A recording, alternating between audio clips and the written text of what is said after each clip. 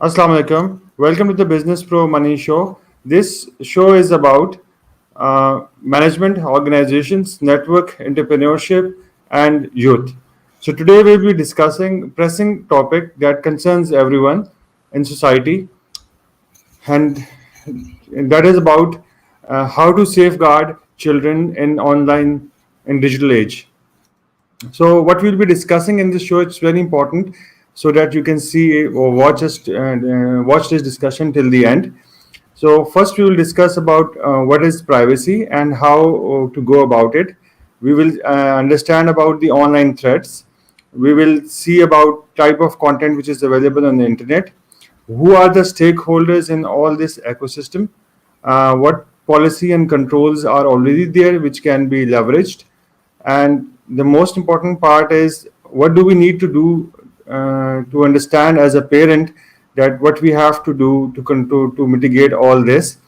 And in the end we will be talking about the tools and controls so that we can better control everything.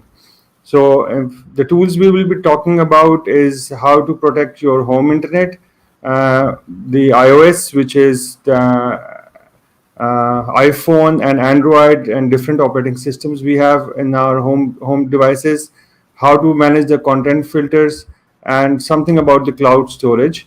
And for all discussing all these pressing things and important things, I have invited Mr. Mehzad Sahar. He is a leading CISO in the fintech industry.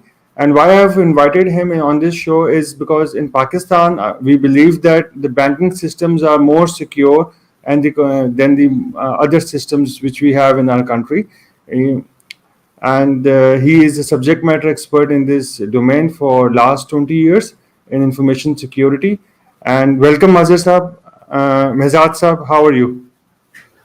Alhamdulillah, fine, Jawad. Thank you for arranging and calling for this online meeting and touching very interesting topic, which is need of the time. So I'm really thrilled to talk about whatever introduction you were giving. So yeah. Sir, so can you define what is like privacy, what is online privacy? Since you are a subject matter expert in this domain, so I want our audience to learn, and especially the parents, because 90% of the population in this country, they don't know about what information security is all about and how their privacies are compromised in day-to-day life. Over to you, sir.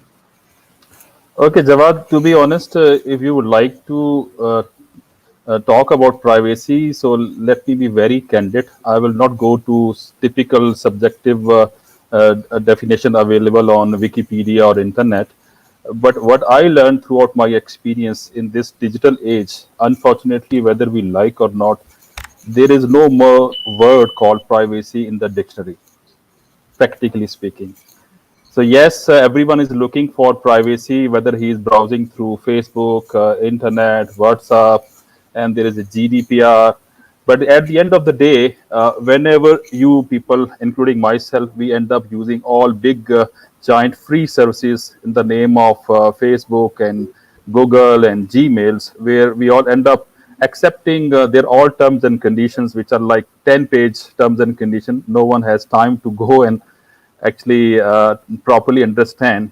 They are directly and they are very much clear that they can sell our data, they can actually use our data for any business analytics purpose, and that can be given to anyone. So privacy for me, yes, it is a fantastic word, but practically speaking, it's better whenever we go online to remain ourselves very much vigilant while passing any private information about ourselves, about our company, and expect that it can be breached. So if you assume things are already exposed, then of course you will be very much careful while sharing this private information on any social media platform or any online platform.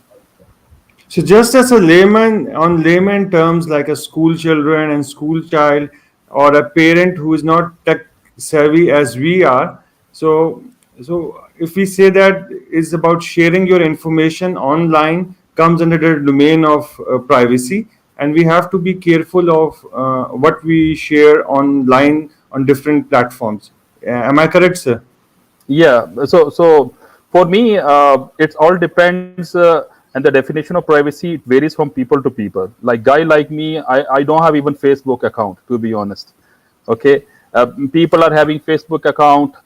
They love even to post what they have taken in the name of breakfast. From where they are starting their journey.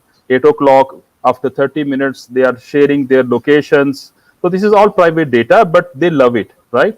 So it all depends the privacy definition, that up to what level you want to respect. Some people are actually intentionally they are doing this, and they want actually they should be known.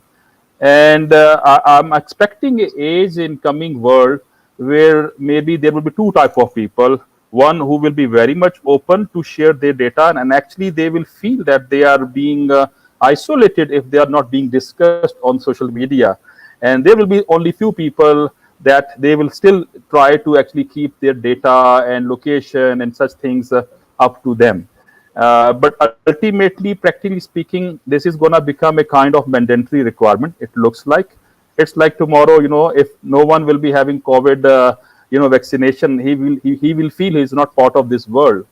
So same like privacy, if all people in coming age they are going to share their data, and based on that they are going to get some lot of benefits, from these big giants. They'll have to ultimately share this data, unfortunately. So, sir, with respect to, as you said, some people are like they are sharing data online on Twitter, Facebook, Snapchat, and a lot of platform. And if you look at the all the platforms which are available, so all the services which, especially in Pakistan, we are consuming are free services hosted by provided by the leading tech giants. So मेरा आपसे question ये है कि what's the impact of sharing this data? So there had like, is it risky? It's not risky, and something social engineering attacks. It's a common term which is into play. So can you just explain our audience a little bit about the risks of sharing this data and what can happen to them? So yeah, so there is a misconception. Unfortunately, once we use WhatsApp or other media, they say it is fully encrypted end to end. But actually, it is in front of us. But it is up to the WhatsApp company. If they want, they can easily share this data. And this is their kind of regulatory requirement. They can't even operate in America unless, in the name of legal interception, they don't hand over all of our information being used on WhatsApp and social media to these law enforcement agencies, especially in America. So I will humbly speaking, I will say, unless we have our own mechanism, like China has, they have made their own social media like WeChat, and they are very much independent actually, and they don't look at other countries. Unless we do and we take similar action, we'll have to rely on these open social media accounts, keeping in mind that they can anytime they can use this information. And that's why one of the risk is in Pakistan, not only kids, not only parents, but even officially, even up to our I will say National Assembly, the decisions are being taken on WhatsApp group. And this is very, very dangerous, because one compromise in the name of adding someone out of 250 members can compromise the privacy of the whole group members. And no matter, even all 250 members are actually trustworthy, but at the end this information can be shared if required by this spying agency internationally, and they are enforced to provide this information, no matter we like it or not. So, sir, the main challenge with the kids after this COVID situation is before they had small few hours of gadget time, 2 hours a day or 3 hours a day to play games, to surf the web, to extract some information for their assignments.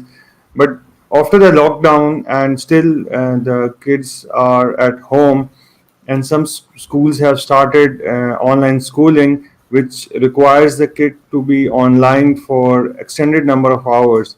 um, it's about 3-4 hours in a day, and then 2-3 hours to complete the homeworks, and then the kids ask for gadget time because they want to entertain themselves, maybe watching some videos or interacting with their friends. And so the time increased from 2 hours, if you say a week in a week, 2 hours a day into 7 days is about 14 hours a week. So has extended to about 10 into 70 hours a week. So this is like very good in a way that they have more opportunity to come into the digital world, but on the same time, it poses a lot of threats. So being a security expert in this domain, so what challenges do you see and they are exposed to? What threats they are exposed to, which parents should be aware of? So what I will say that unfortunately, due to this emergency, without having proper due diligence, not only kids, even offices and employees, they have been put suddenly under circumstances of offering their services from their homes. So there has to be a very careful analysis. So in this case, let's zoom into our kids.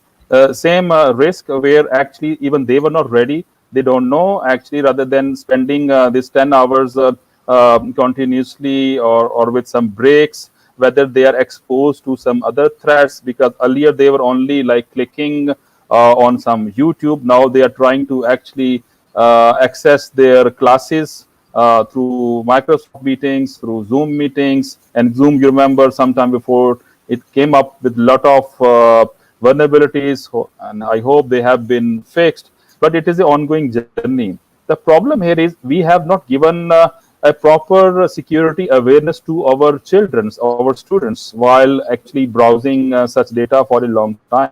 And now we all have been enforced to religiously start using all this technology. So there is always a prerequisite, and which has not been fulfilled, I will say. All the schools, before calling for this type of online classes, in addition to demonstration of how to use Microsoft Meeting, first of all, they should give them lessons about cyberbullying. They should tell them, as far as you are going to use more times, expect some kind of wrong meeting invitations in the name of your teachers, some more social engineering attacks where people will be telling them, we can fulfill your online assignments, we can appear on your behalf. The attendance can be misused. There could be man in the middle attack. So all these things primarily was required, but it is not too late.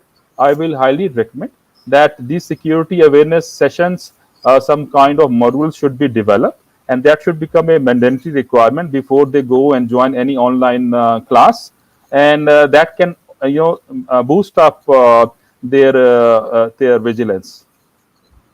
Yeah. So, as you mentioned, man in the middle attacks, people sending wrong invitations to wrong meetings. Some people will be catching up with these kids to help them with the assignments. All these are challenges. But for a young kid who is like in an age bracket of 5 years going up to 13, 14 years, the elder ones can you can teach them and you can enforce couple of things on them, but the younger ones are too naive to be intelligent enough to know to be aware about it. So as a parent, so you cannot block everything, you cannot open everything. So what is your in your mind that you want to suggest to parents to create a balance? Very good question. So actually, here the solution is we should start with proper monitoring. And in monitoring, there are always three type of action. One is called allow whatever he is doing. Other is block if looks suspicious. The third thing is the most important, which is give me alert. So we need to set some definition of suspicious activity, and then based on that, we should actually start observing their activity and should start getting alerts. There are very good applications available in the market. I can name if you want.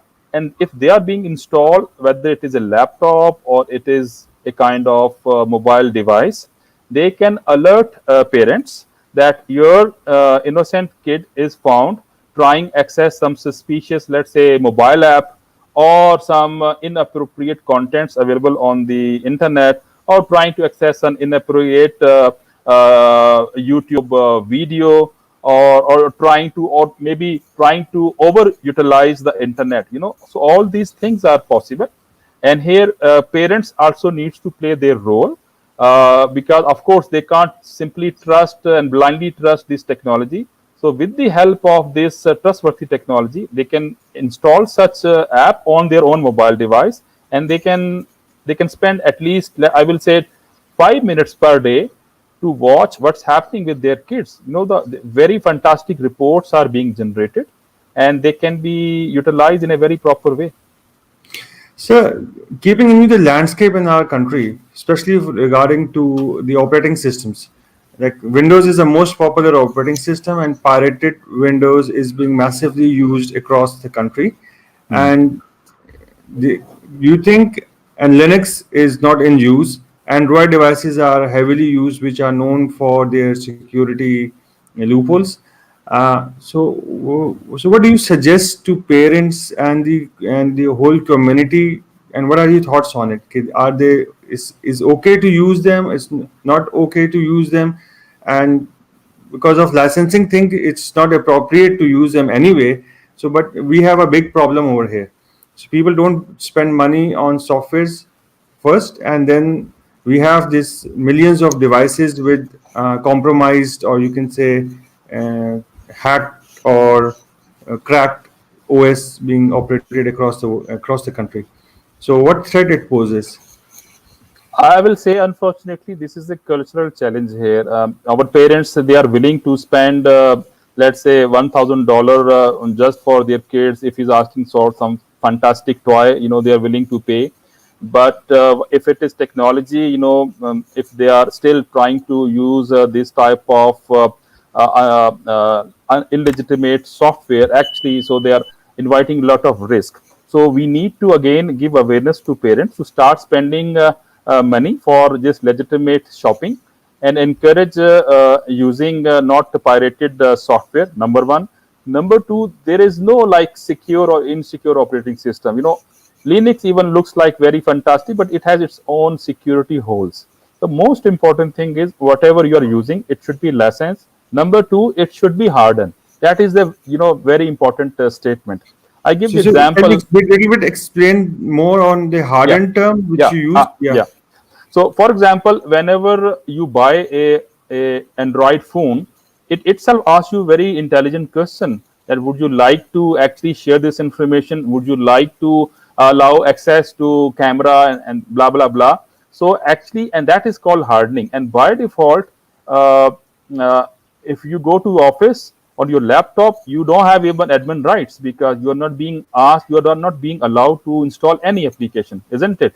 But once it is a, unfortunately, it is your mobile device where even you're using your official emails. Unfortunately, mobile device comes with admin rights, which means whatever application you want, you can install blindly.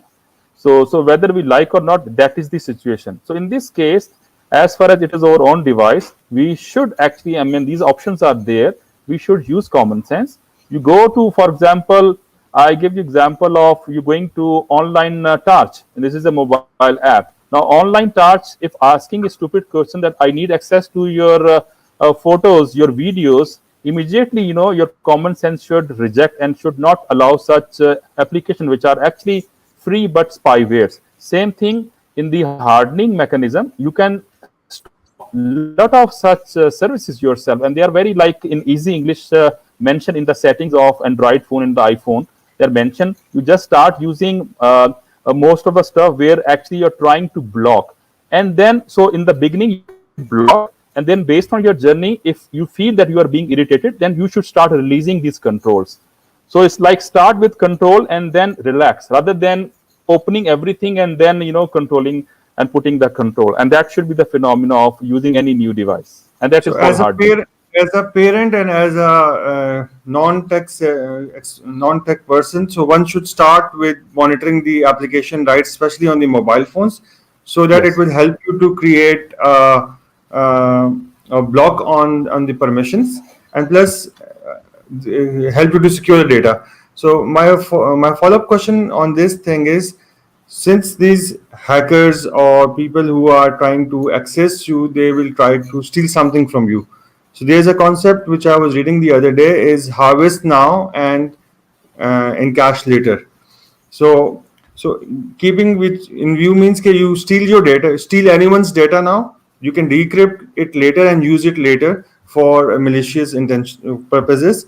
So my question is, how can a simple user who is not non-tech, who is not aware of the technical aspects of the application and the software, uh, can protect his data? Okay, so one of the interesting stuff is at least for a antivirus solution, if it is relevant to a laptop or a desktop, we all know this is like a basic requirement. But unfortunately, as of today, 90% of the people, if they're using their mobile, they never think about having their own antivirus meant for their mobile device. So there are very good. Again, I will not name because then it is like their promotion, but there are very much well-known vendors available in the market, which also offer antivirus, content filtration, and this type of solutions for mobile devices. So no matter you are not a technical guy, you can simply install them in default setting, and they offer a lot of stuff where they block such spywares. They block someone is trying to actually steal your credit card information or your username and password, and they give you alert, and sometimes they automatically actually take action. So you can configure whether give me alert or take actions. So this is a small investment. So it's like having your online technical advisor sitting on your mobile at the cost of, you will be surprised, not more than like $20. $20 is nothing as compared to the loss. We need to encourage people to start using this. And I will even say in a business model, to be honest, all these big names, Q Mobile, blah, blah, blah, they should market that now our mobile comes with free, let's say, antivirus, which is not a free, but actually if you buy from us, we offer you. We need to encourage this business model, and all should start attracting that we are offering not a mobile, but we are offering a secure mobile handset in your hands. That should be the culture, So we need to harvest. as a layman, my question is, how about using antivirus, but a cracked antivirus, which is also a very big trend in the local industry. So a lot of people, because of weak privacy laws, they are using antivirus, but it's cracked antivirus. So as a security expert, so what's your take on this? So I will say, just in business language, you are doing a surgery, but this surgery is being carried using a infected Caesar. So of course, rather than getting any betterment, you are gonna actually put more infection for that poor guy. So be hygienic, be very careful while using this, because the word crack itself is showing that I meant for a big compromise. And top of this, to be honest, in Pakistani market, there are a lot of rooted devices available. You know the meaning of rooted devices, like they come Can you by explain default. to our audience who are listening to us Yeah, now? so rooted devices are those devices where actually they have control more than a admin level control, and they welcome actually these type of jail broken, I will say, iOS. They welcome even spywares very easily. You can install whatever you want, but actually at the cost of your privacy and at the cost of your security. So we should discourage this. Problem is they are very difficult for a layman to detect whether it's a rooted device or not. But simple message is, always go and buy a mobile which is a good brand, and not like very cheap brand. Especially if it is a smartphone, try to invest on a good smartphone rather than saying, because if someone is saying I have a smartphone but the cost is, let's say, 10,000 rupees, so expect it has something else. It's like in India, sometime before, they were offering, we can offer a smartphone in 2,000 rupees, and at the end they came to know all those devices, they were coming from China, they were rooted, and they were having some other actually intention behind this, maybe to actually monitor the whole nation, because of course everyone will love to buy, it's almost free, 2,000 or 1,000 rupees, very good smart mobile handset, but actually the intention is different. So So if we we need to summarize challenge. our discussion up till now for last 15-20 minutes, is number one is we have to be aware what we are sharing online. Number two is if we should use licensed software whenever is possible, because a $300 or $200 or even $100 license fee for an OS, it's better to spend on the OS, licensed OS, than having a Foundation. non-licensed issue. And secondly, we as a parents we should invest in a good antivirus solution for our devices, because it will give you a basic level of protection and some features for parental control. Am I correct, sir? Yes. You are very Uh, much correct, but one thing is very important. Apart from all this technology, the most important thing is, yes, technology is helping, but we need to have better relationship with our kids. So they should share, even in case of a blunder. Let's say they end up actually clicking somewhere which they found it was really inappropriate, and they give some comments, but they should not be shy to share with their parents. So that trust relationship should be further strengthened. Otherwise, we will be behaving like robots. So the human touch is missing, unfortunately, and that we need to bring back, at least in our society. So, like we teach lot many things about culture, moral values to our Yes. kids. In the same fashion, we should talk about information security, protecting yourself, protecting your data, and interacting on social media and and online. Uh, Very good. I want to share my experience with my audience. I evaluated a couple of software as Mehzad Saab advised, because I don't want to leave everything open. Um, in short, every computer has lot of TCP IP ports. I will not go into details. These ports are like communication ports, or you can say circuits, which allow communication between two devices. So it can be your Gmail server, it can be a Zoom server. There are about 65,000 ports, if I'm not wrong, Mehzad sir. Um, Yes. and Yes. and hackers use, if these ports are open, they can use these ports to connect to your PC or a mobile phone or any gadget which is connected to internet. They can access it.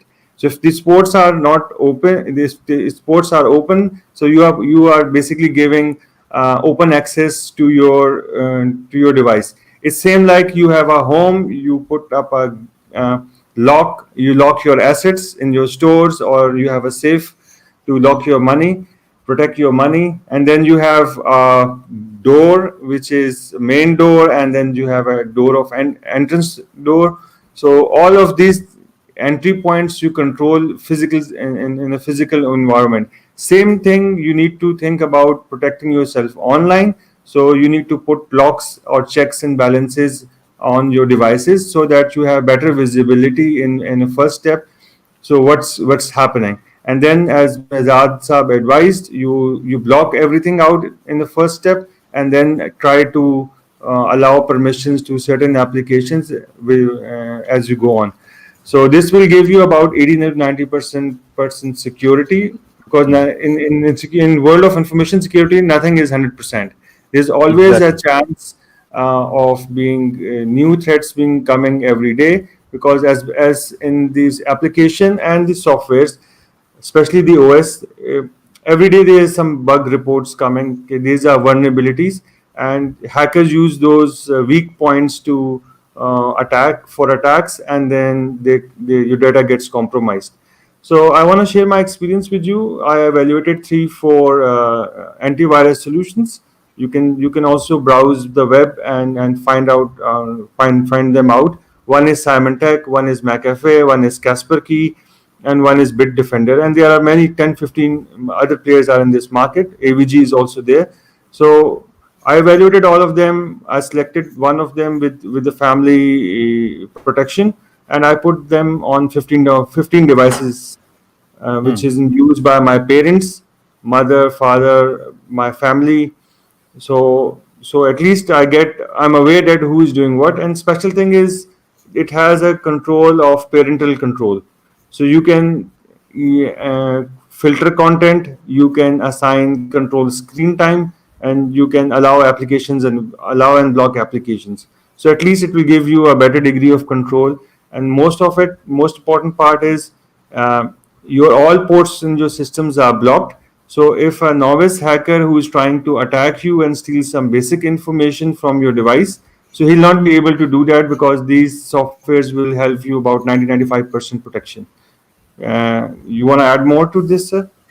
I will just give like on personal level for mobile device parental control. I'm using Custodio.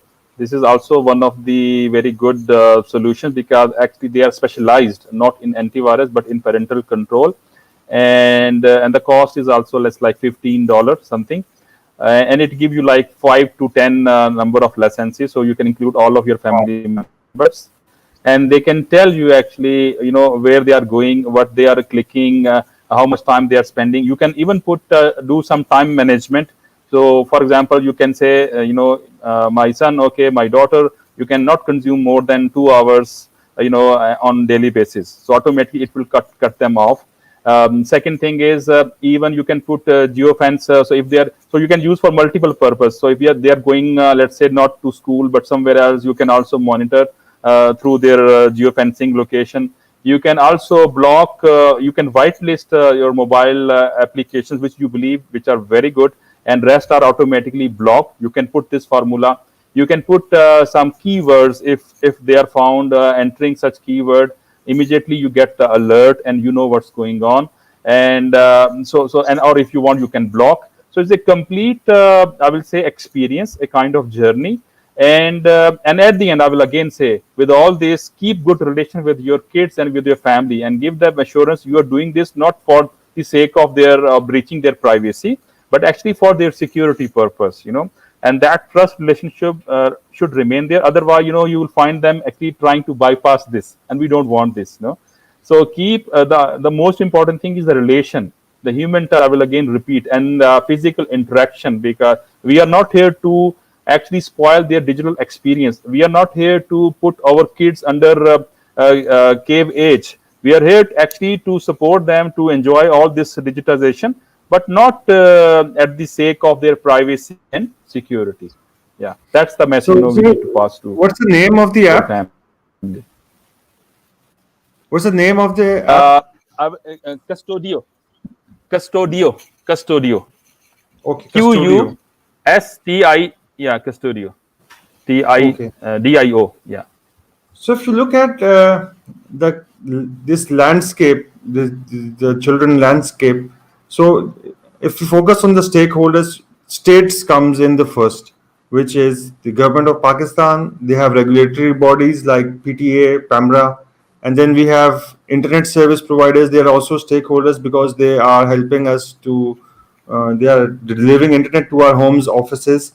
Then there are corporates, like banks and financial institutions. They are deploying some tools and technologies to protect their assets.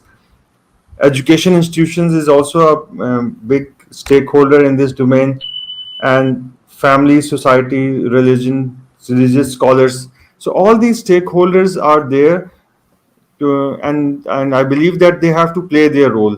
So being a information security expert, so what do you think, what's the role of stakeholders, and what's the current situation, and what way we need to focus more? Because it's at the end of the day is, if you are going outside and someone mugs you, you say, okay, I'm mugged, you go to a police station, you file a report, and then the process starts, which is also a cumbersome process. But state has done some facilitation in that perspective by forming institutions like police and intelligence agencies.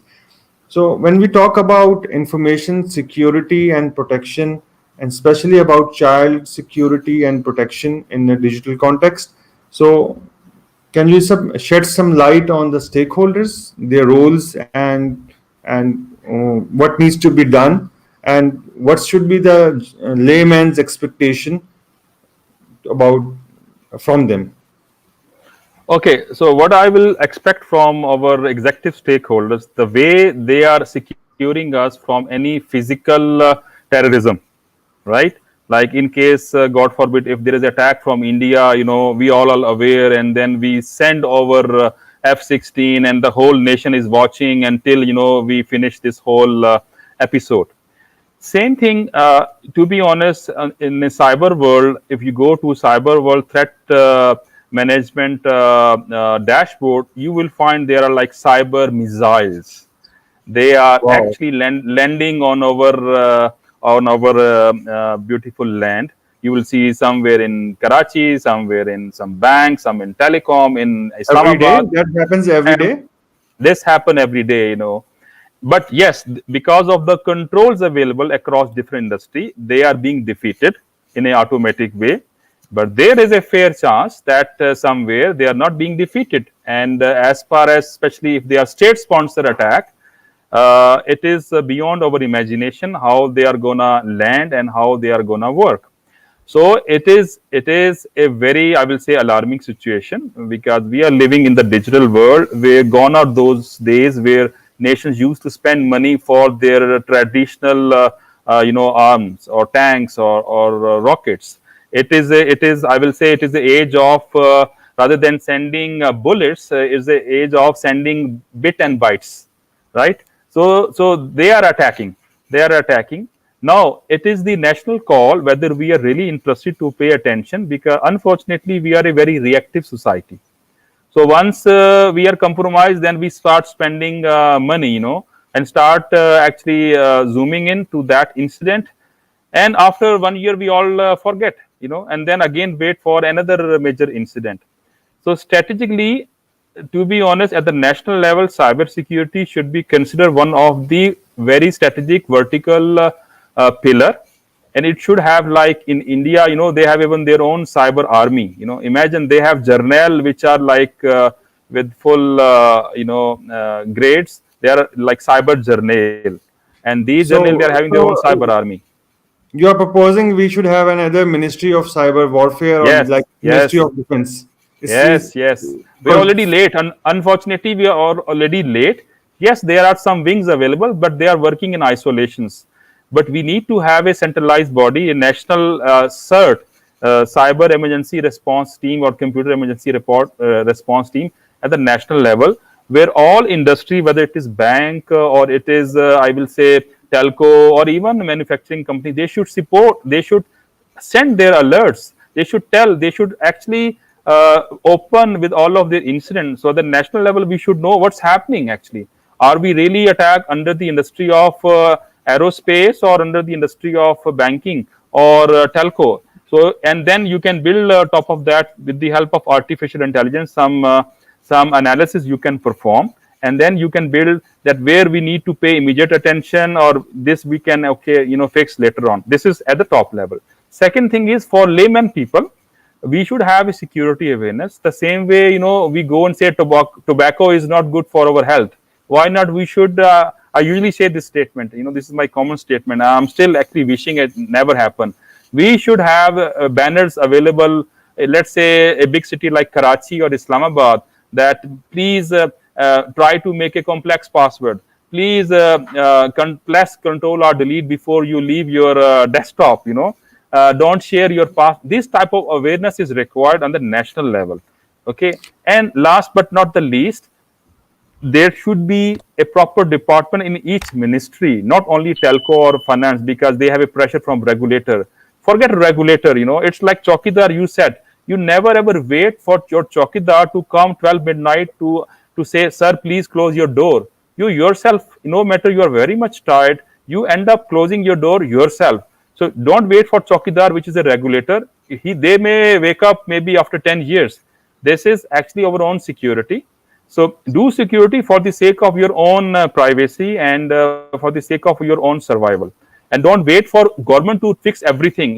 So all private organizations, all institutes, they should step in and start spending some budget. Should have at least one guy in the name of cybersecurity available in addition to typical IT resources. Yeah. so you are suggesting we should have security people, information security staff in every organization, in Yes. every Yes. government ministry, Yes. to at least start the basic initial protection. Unless until Exactly. we don't take that step, then we are prone to have bigger incidents uh, can I happen will in say. future. I will say we will not be. We are already prone Yeah, to you this said type of eh, compromise. Yes, exactly. attacks are happening every day, so we Yes, are not yes, aware of it. And there is yes. no central repository, there is no news in the newspaper, there is no coverage in the media. Because This we is are immune now. We are immune, unfortunately. We okay. unfortunately, yeah. It's a wrong So, immune. immunity. So, and typically in Pakistan, what happens is once there is some issue pops up, maybe a website or a service, there is a debate it should be banned versus it should be regulated. So, so what's the difference in banning something or regulating something? Like there are talks being circulating around that we will not discuss that topic right now, but some applications are, or some websites are prone to be blocked, or similarly banning regulation. So, as an information security professional, what's your take on this? I think we should simply rely on automation and artificial intelligence rather than pointing out to a specific application or a specific website.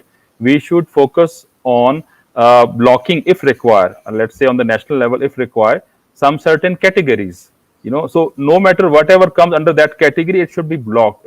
So I give you examples. Maybe one application I know from where you're talking, if declared by PTA, now we are going to block because of its bad usage or because of its popularity.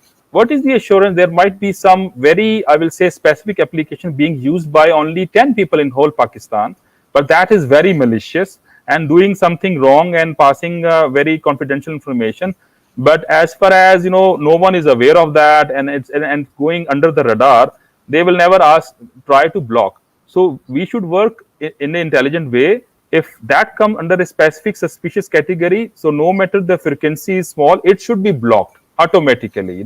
And then yes, if there is a false positive, we can fix, because nothing is perfect. So that should be strategy, and that is being followed actually in other global world, rather than just being very specific to individual applications, and which is sometimes very much late. Yeah. So coming back to the layman terms, so we have a lot of parents watching us.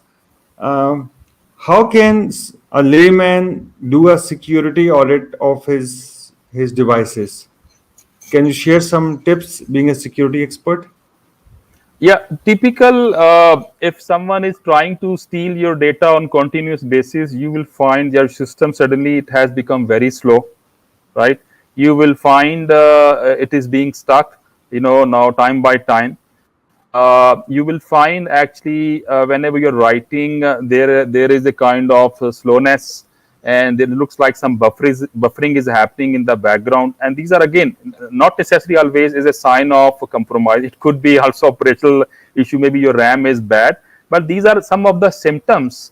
Actually, sometimes let's say if it is mobile, your battery is very much, I will say, getting heat.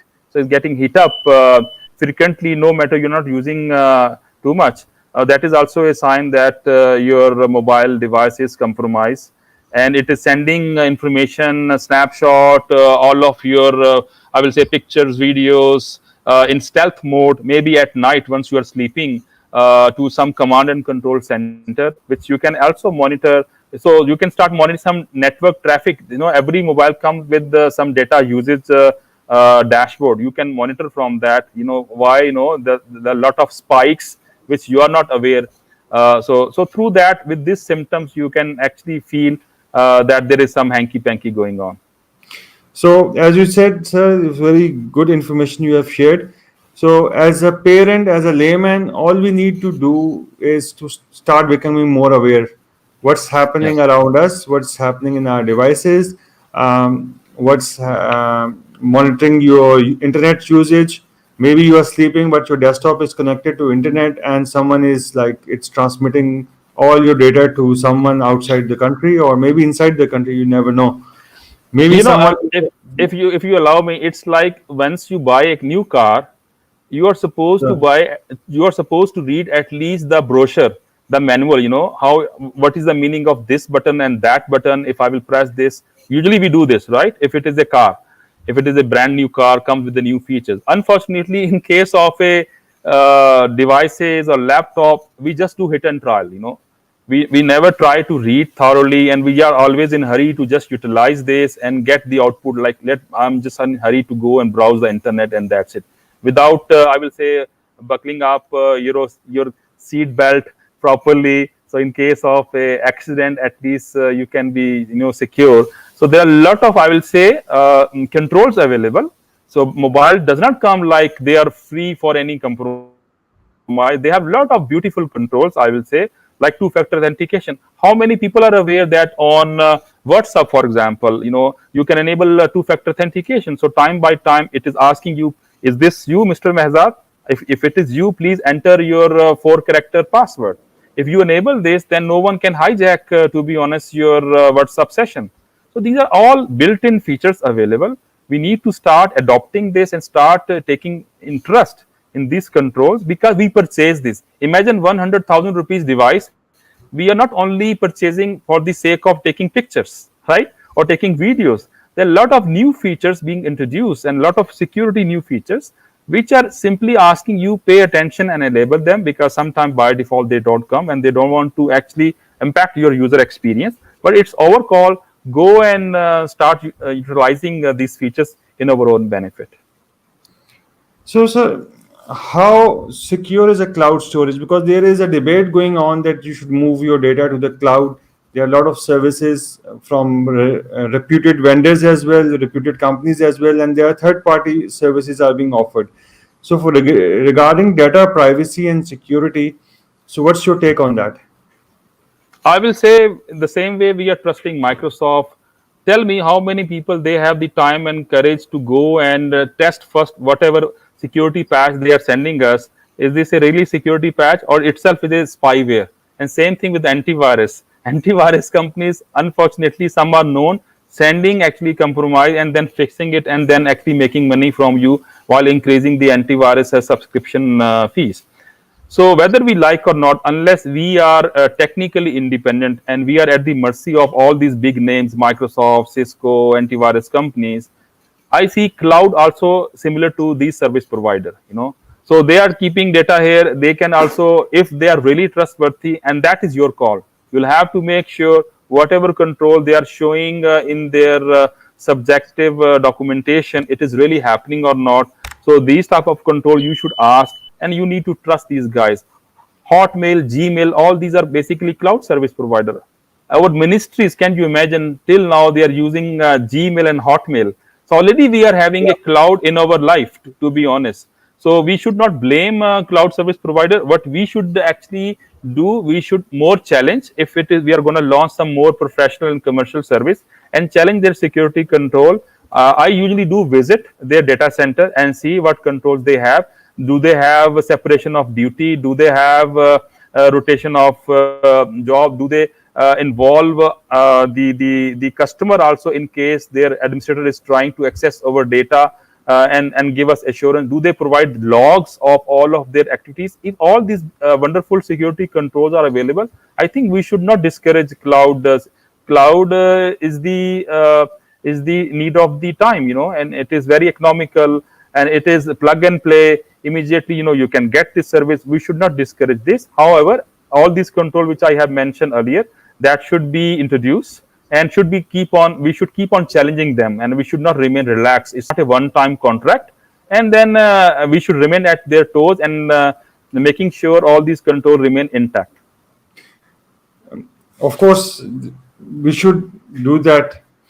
So, so if we summarize everything, so piracy, we need to curtail it down. We need to use some security antivirus solution for monitoring the data and ports in our devices. Then, as Mehzad Sahab suggested, there are some software tools. One is, I think, Kudos, you mentioned. Yes. Yeah, No, Kudos. Custodio. Custodio.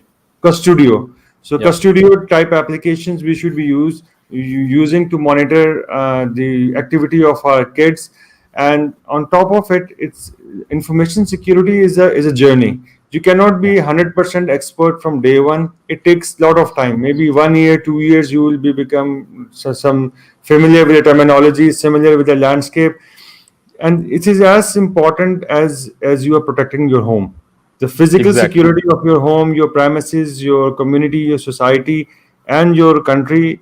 It is of similar importance because wars are happening, as Mehzad Saab just informed us. It's on every day, every second. There are Yes. attacks being launched, and we are more vulnerable because of pirated software, because of weak security. Because 99% of our population is exposed to these kind of attacks every day, and we don't know how much data is being stolen. So on a national level, there is a consensus need to be built on creating more awareness. Yes. Maybe a ministry, dedicated ministry for cyber warfare or cyber information. Um and as a person, we need to learn and educate others so that we can protect our kids. Because if we don't protect them now, then in future they will have more and more problems. Because all these hacks, all these data leaks will create problems for a newer generation. Because we have learned, because if you look at, if I'm just trying to rephrase it, so humans have been living traditional lives for many years. So this change only happened in last 30, 40 years. So before that, like from generation to generation, protection, security, way of living are being told by the elders. But if we look at now, we are in a zone where technology was recently introduced. Our parents are not, even my parents are not tech savvy, and yours as well. So they don't know about what this new thing is about, and it's been introduced in our age, and we are still 99% of people like of my age and your age group. They still have no visibility that how dangerous this could be. So in the end, I would like Just one thing I would yeah. like to add. You know, this in Urdu we usually call the parents are supposed to have talimu tarbiyat for their kids. So we need to add now the parents have more responsibility in addition to talim, which is education. In tarbiyat, we should not talk only about respect your elders and you should talk in a very respective way. We should actually tell them in tarbiyat how to use internet in a appropriate way, in a professional way, in a decent way. So that should be also part of tarbiyat now. Yes, we As put the them on exam. karate classes, we put them on football Yeah. to become players. But Yes. in a similar fashion, we need to teach them, train them how to protect your identity, how to protect your data in this digital age. If And a I'm not wrong. good and I will say how to become a good digital and secure citizen. This is a new terminology. So, Digital and so secure citizen. Yeah. how safe Pakistan is and how safe it can be. There's no limit to in cybersecurity, but do you, as a security expert, do you can you share some like some guideline or a roadmap or a vision that related to information security that people can benefit from? I will say, there is no overnight magic. Overnight magic that, okay, I will just trying to roll one stick and then you are secure. It comes with processes, it comes with people, and at the end with products. So there are three P, and they are all intact with each other. And we need to start working immediately on our national level cybersecurity policy. It is there, but there are different drafts, like privacy, drafts are there. We need to finalize them. I mean, enough time has been spent, to be honest, and we should have no more luxury to actually keep on challenging whatever has been defined. At least start from that, and at the national level, build this ministry as we discussed, and then we need to work on our people. And the people means on their, not only on their awareness, but also producing very good cyber security expert from Pakistani institutes. I will be sharing with you, there are very good institutes which are even offering now MSc information security. Even BSc information security has been started from fast, this is first time. And so we need to actually attract such resources. And we should remain proud, because you might be aware the first global virus was introduced by a Pakistani company, isn't it? You are aware of that, Yeah, yeah, yeah, from. bilkul. So if our nation can create a first ever global virus like 40 years back, when the same nation was expected, to be honest, one of the pioneer, that was my dream, that we should be actually offering antivirus solutions, these type of things. So unfortunately, our institutes, they need to step in, and they need to actually produce practical cybersecurity, I will say experts, not very subjective, people with hands-on knowledge. These type of people, they need to bring, and products come at the end. I call in, to be honest, dabba. Don't waste your time putting these dabbas, their light is up and running and it means we are secure. No firewall, no IDS, no antivirus can secure you unless it is being run in a professional way with the help of right people with right competency and with right process. Otherwise, all these Absolutely. dabbas can be bypassed with one click, and these hackers never underestimate their competency. Their competency is beyond our imagination, because money, time, resources is not an issue for these guys, and they are very highly motivated guys. So we need to actually motivate ourselves also to build this type of talent, processes, and then dabba at the end. Absolutely, sir. So in Pakistan, in the global map, like you talked about hacking, and we talked about Pakistan is more vulnerable, and we had a history of creating the first global virus as well. So like there are two extremes. On one Yeah, side, we created the virus. On the other yeah, side, we are so much prone that anyone can hack us, and we have millions of attacks happening every day. So, right. in terms of, you can say, where does Pakistani stand in a global map of hacking space? So, I mean to say, okay, Okay, good we question. are Yeah, I competent, got. we are not competent, like compared to other countries, who is on top, who is on bottom, where we are on the list. Like we So, have a list for GDP and growth. So I'm talking about a virtual list of yeah. hackers or hacking space and cybersecurity space. So sometime before, nations, they used to be very much proud if they say, we are a nuclear power, and Alhamdulillah, we are one of them. But unfortunately, this being nuclear power is no more a matter of being very much proud, because being nuclear power, you end up creating, I will say, disaster. You'll have to actually create lot of, you'll have to actually destroy the whole city, and then you'll have to rebuild.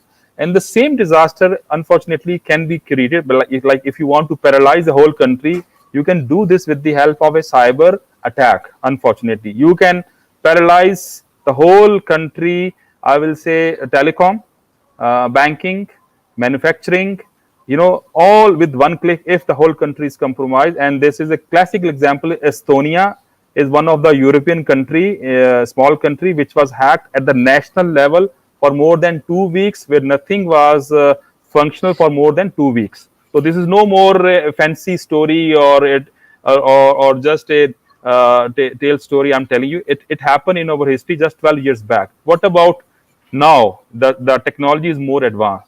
So back to our question, in the world now, in addition to nuclear power, there is a concept of cyber power.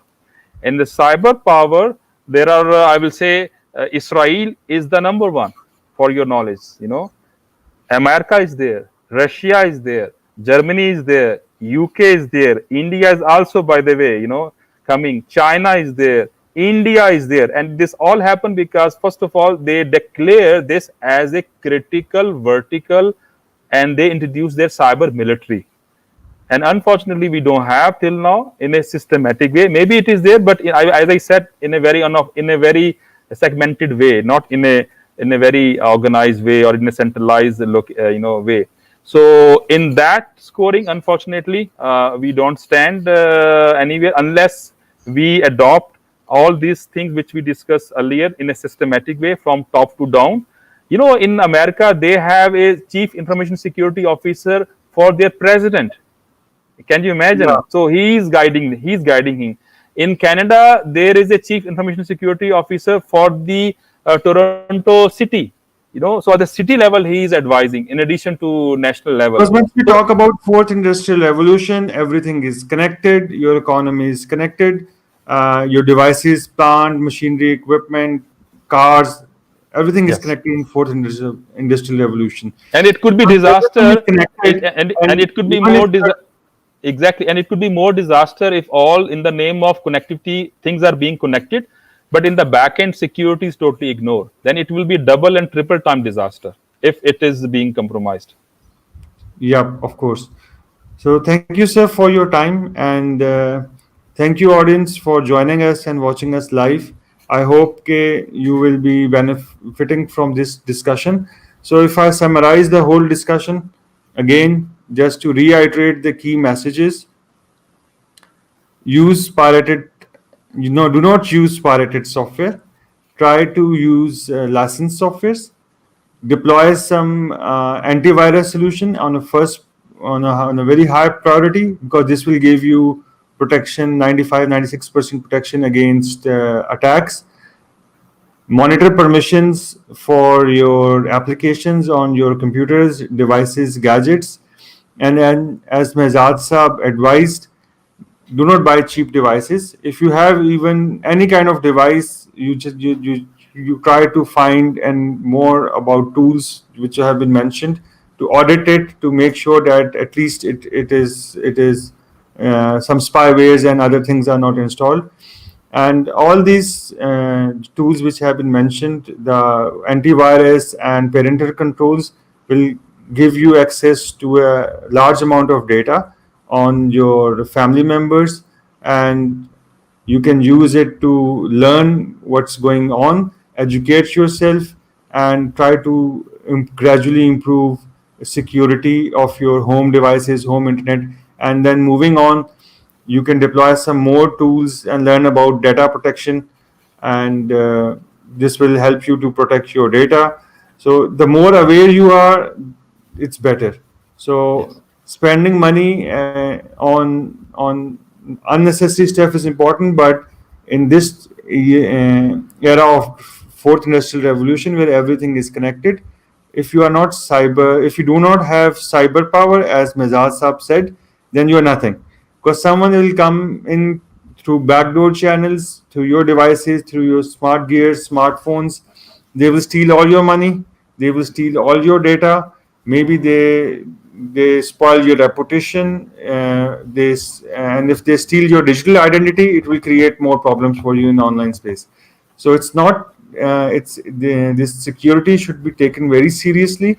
And as we spend money on a lot of other things, CCTVs and protecting our cars, for putting some trackers. So this is a tracker, antivirus, and these tools are trackers for your digital world. So unless until you don't learn to protect your home the same way we protect it physically, so you are exposed to threats. And I hope के मेजाद साहब के साथ की discussion से you have benefited, and thank you very much for joining us. And message to the government is that we should have a cyber ministry on urgent basis, and for all the security agencies and stakeholders which are involved for our protection, it's very important that we should, on our individual capacities, as Mehzad Sahab advised, start spreading the messages of awareness. It's very Yes. important. The more messages we spread and the more education we will provide related to the cyber security to our people, there are likely chances that we will be able to protect our young generation from the malicious outside attacks. Thank you very much, guys. Thank you, Mehzad Saab, for My joining us. pleasure. It was Thank you for very good inviting me. talking to you. Take Thank you care. so much. Thanks. Bye. Thanks you. Bye bye.